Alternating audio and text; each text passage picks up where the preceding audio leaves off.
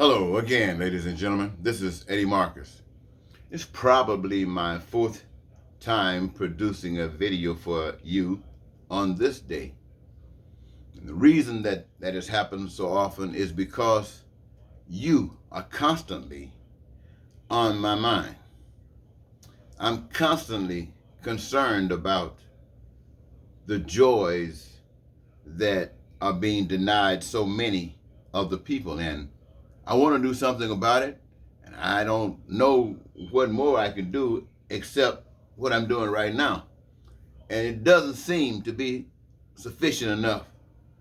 But you know what, ladies and gentlemen, I still have to listen. And when I listen, I hear things that comes to me. And when I get it, I have to share it with you. For instance, more than half of this nation's people are women. Women who have been exploited and relegated to a second-class citizen. This has happened the entire period of the human female species. As a woman, it's time for that to stop. And it can stop. It is a righteous thing to stop it. But women must stop it.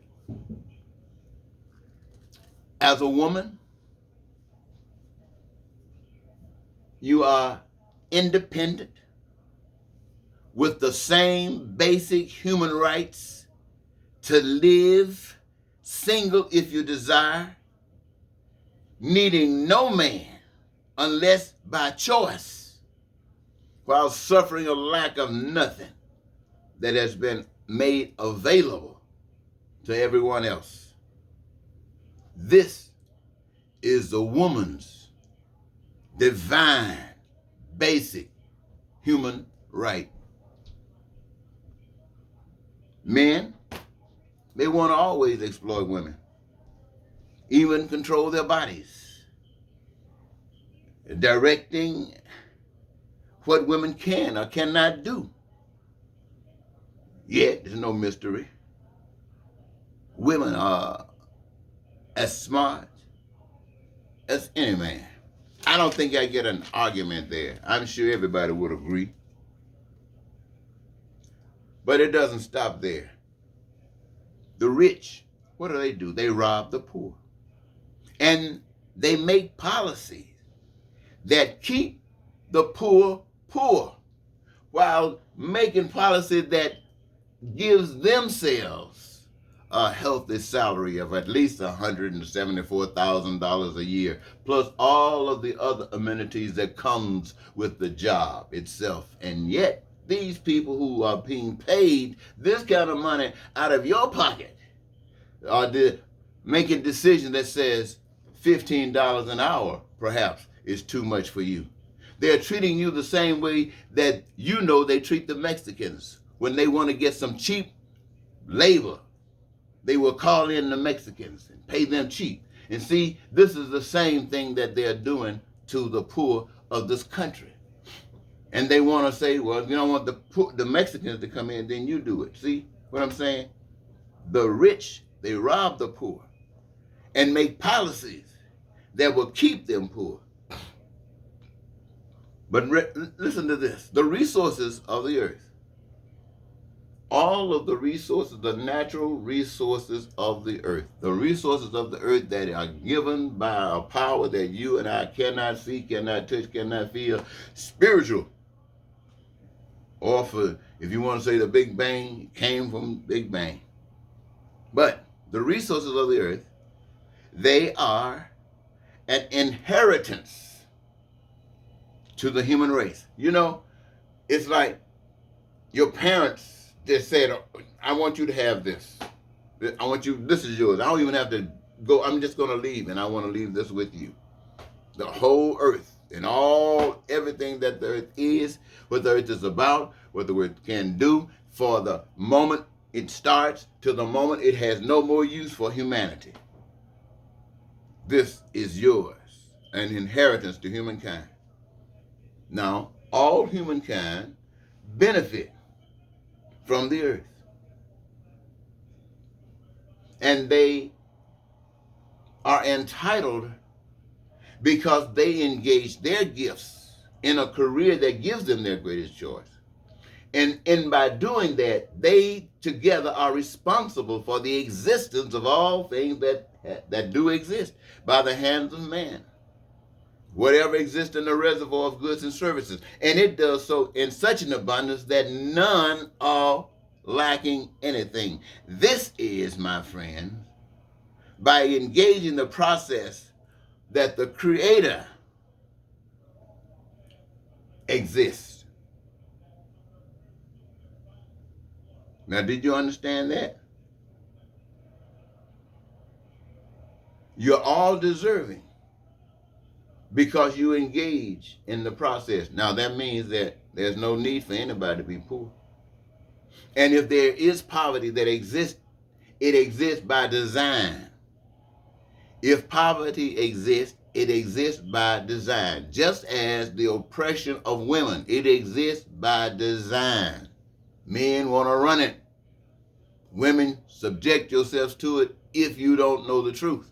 And knowing the truth doesn't free you. You gotta know where the truth comes from and have an empowerment by a spirit that you can't see, but you allow to live in you.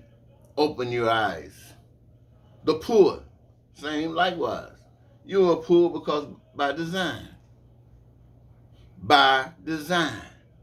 Now, we have what we call the 99 percenters. Those basically were people who were dissatisfied with what's going on. 99%. Where are they now? Me Too movement. Where are they now? Black Power movement. Where are they now? People of color movement. Where are they now? Women's rights. Where are they now? Abortion rights. Where are they now? You're all disgusted because something has failed you. And you don't know what to do. You're letting them pass laws and you turn around and follow those laws because they are laws that are passed by people who you know right now have already done before you to let you know they will do anything. So this is where this other thing comes in. I'm just going to try to make it quick. This is where the straight and narrow comes in.